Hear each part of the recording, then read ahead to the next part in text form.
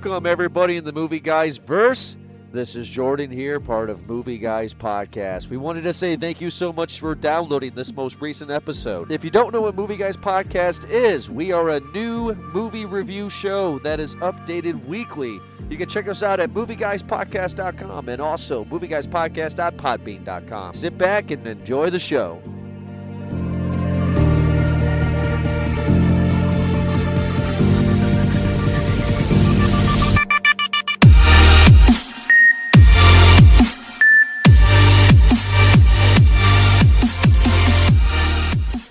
Hello, everybody, and welcome to another awesome episode of Movie Guys Podcast. And tonight we are talking about Halloween 2018, the third movie with the title just Halloween in it in the franchise. I am Jordan, and I'm joined here, like always, with Eric and Ed. And Eric, how are you doing tonight? I don't got a pun for you. That's fine. Run, Jordan, you're gonna die. You know. Oh. little Jillian.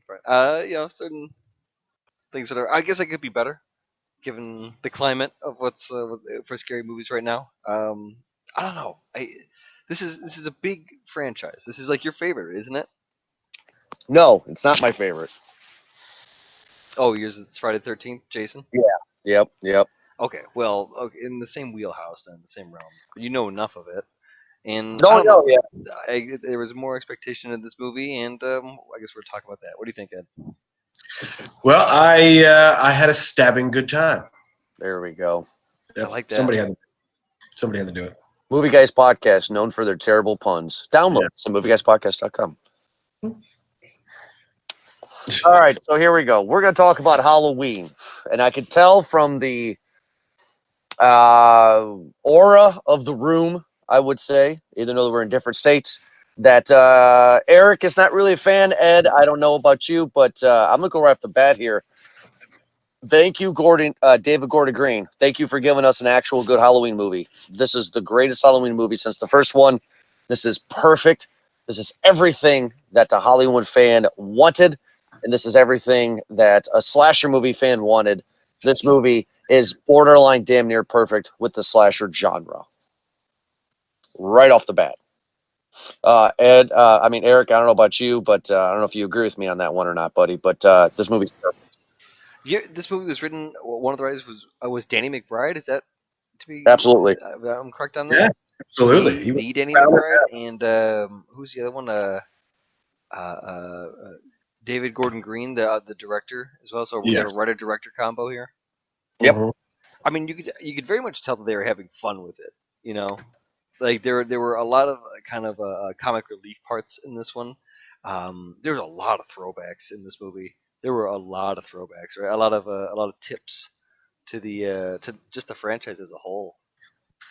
Not so much the franchise, more or less the first one. This movie has completely forgotten that 2 through 8 has ever existed, and this is the true Halloween sequel leading up to Laurie Strode 40 years later and what she has done. I love Laurie Strode in this. I love Jamie Lee Curtis as Laurie Strode in this. This is exactly what I wanted the character to be. Ed and I talked about in our last week's episode of Halloween, the franchise, that I cannot believe that H2O is 20 years old now, since it's 2018, and it came out in 1998. That's how old we are. However, though, this is the movie that I wanted. H2O did not deliver. H2O was fun for what it was, but I didn't want Laurie Strode to be a drunked out dean of a private prep school. I wanted her to be a badass. I wanted her to be Sarah Connor. And I got that in this movie. Ed, did you like her in this movie at all? Well, I honestly don't know. I mean, Exactly. Exactly.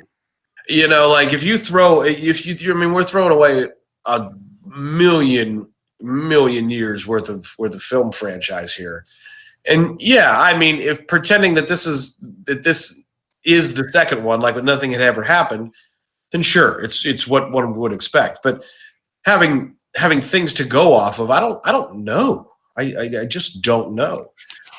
I mean, to go on your point, Eric, about the writer-director combo with Danny McBride and then and the guy who directed it, David Gordon Green. He and Danny McBride had worked together on a lot of things. Yeah. They had good chemistry. They worked together on Vice Principals, a lot of episodes of Vice Principals, a lot of episodes of Eastbound and Down. Mm-hmm. So they sort of knew each other, and I could get that. You know, I mean, in a writing team, I mean, I can definitely get that this thing was well written, and I liked a lot of the things that they did with it from a film perspective. But I just don't know how I felt about Laurie Strode. It's the one character in this movie I just can't figure out if I liked it or not. Listen. There were a lot of parts in this movie that I really, really did like, but I think that the writing as a whole, like, I don't know, you could just kind of it showed its character. You know, you could tell kind of who wrote it. You could tell that it's probably for an audience would appreciate this a little bit more. That's just kind of what it was. I think I don't know. I think I just get a different theme usually from. Here's the thing: is that there were a lot of cool parts in this movie. You know, the long takes, the opening. You know, and there were a lot of good kills in this movie too. That get the guy getting his the jack-o'-lantern carved into it. You know, it's. Mm-hmm.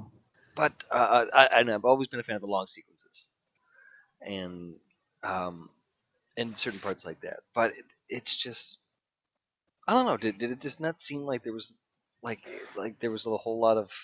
Am I missing something? Is it like the chemistry? Is that what it was? Maybe the characters just because it's a new fresher, cast that it just doesn't. It seems like kind of lame.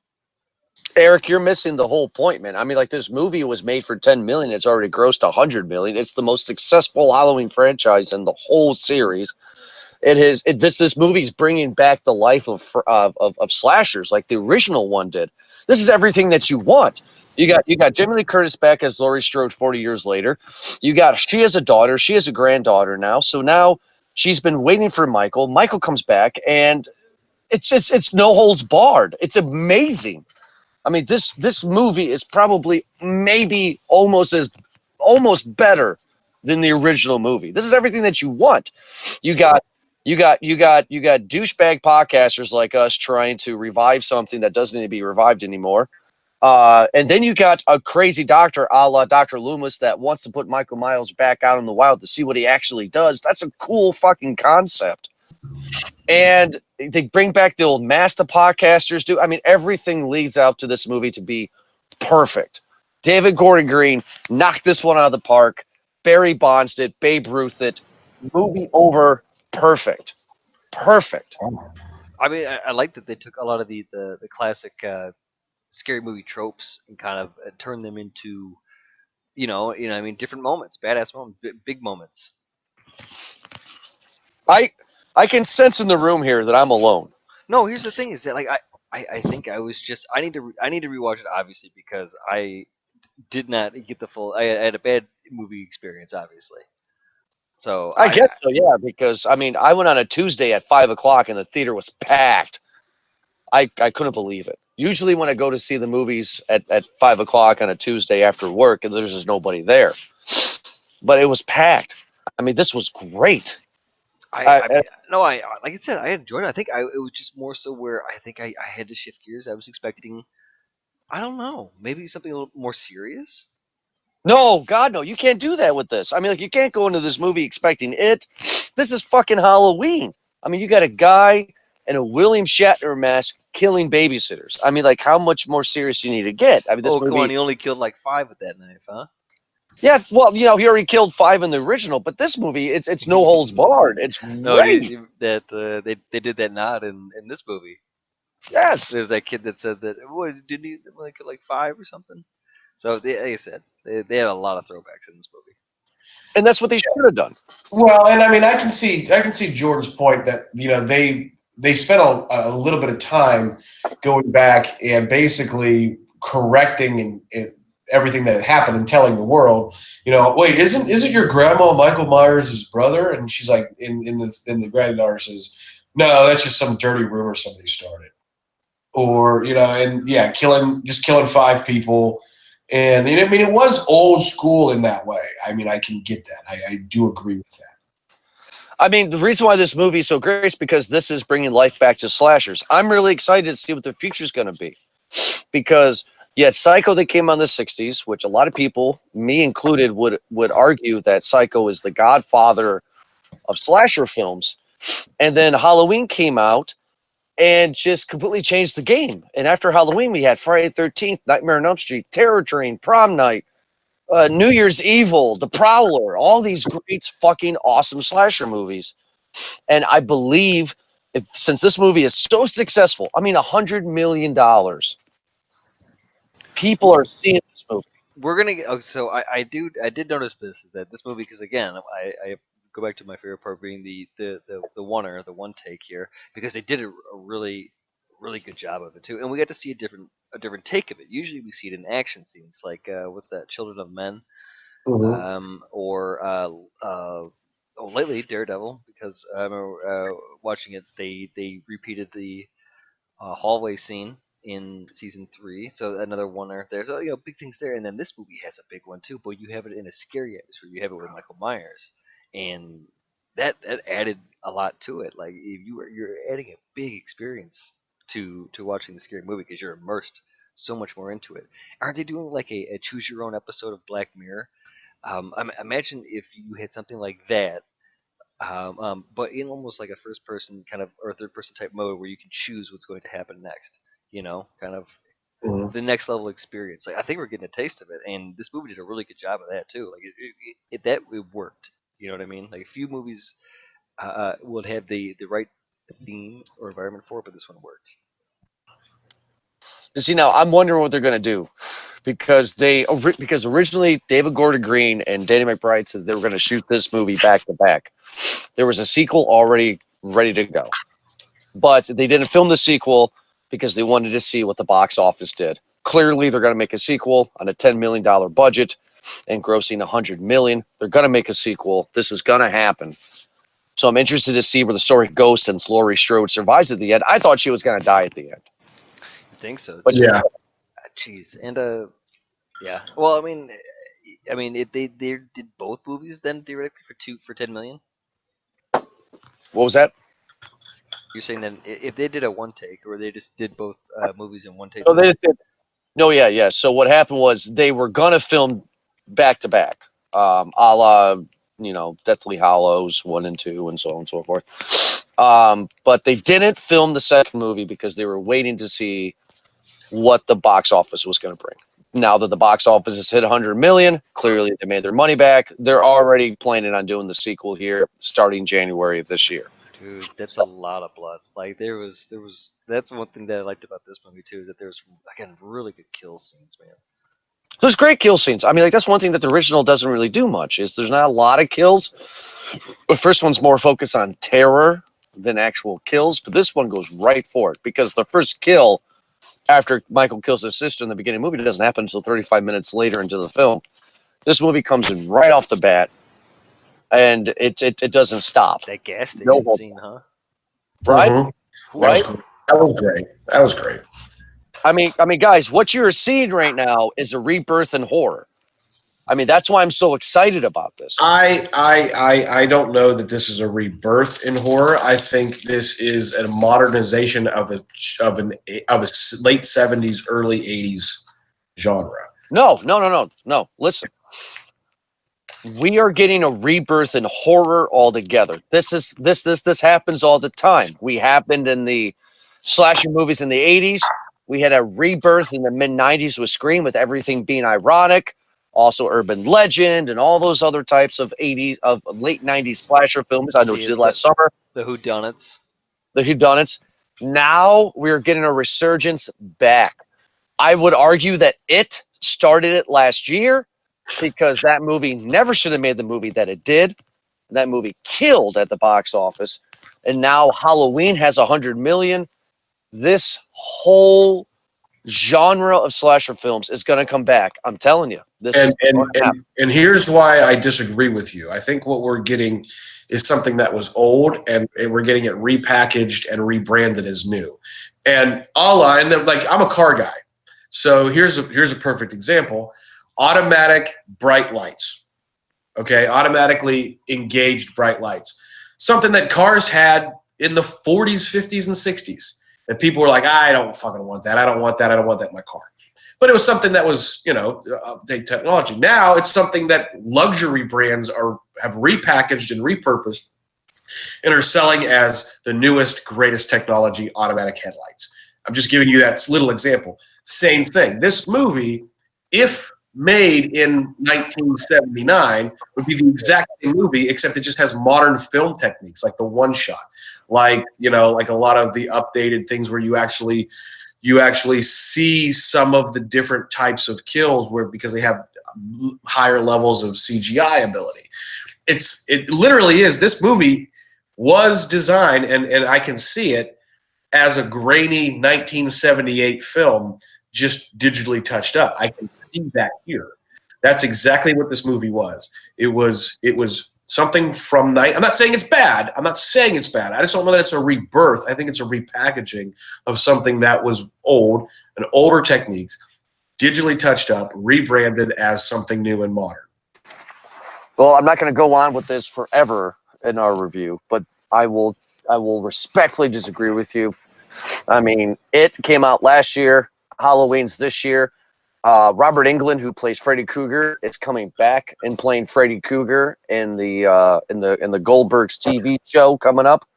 And LeBron James has just bought the rights to Friday the 13th. You heard me fucking right. Yes, you did. So the return of the franchise killer, is that what you're saying here? Absolutely, because it in the 80s it happened like 15 years ago too, man. Well, what happened 15 years ago is when they did the Nightmare on Elm Street remake and when they did the Friday the 13th remake. The problem is that they were trying to start the franchise over again with remakes. That's not what people want. They want a continuation of the story, and that's what. Then we had Rob Zombie's version of Halloween 2. Exactly. That's why Rob Zombie's Halloween films suck. They are terrible. That was the darker version I think that I was expecting. Yeah. Whereas this one, I got a kid yelling that, "Hey, I got peanut butter on my dick," You guys obviously don't remember that line. Okay, well that's fine. I don't know. That's my 2 cents. That's fine. I feel silly now for saying that line and having that it be recognized, but it was in the movie. Yeah, exactly. The response it got in the theater too. All right. Well, you know what? Because we said this is going to be short and sweet here. Let's get into our popcorn ratings here. Ed, what is your overall popcorn rating for Halloween 2018? Well, I think simply because I don't know how I feel about the movie itself. I mean, I think the filmmaking was great. I thought it was greatly written, very well directed. I just don't know how I feel about the movie just yet. I think I need to see it again before I have a really, really true grasp of how I think. I'm only going to give it a medium bag because I just don't know how I feel about it.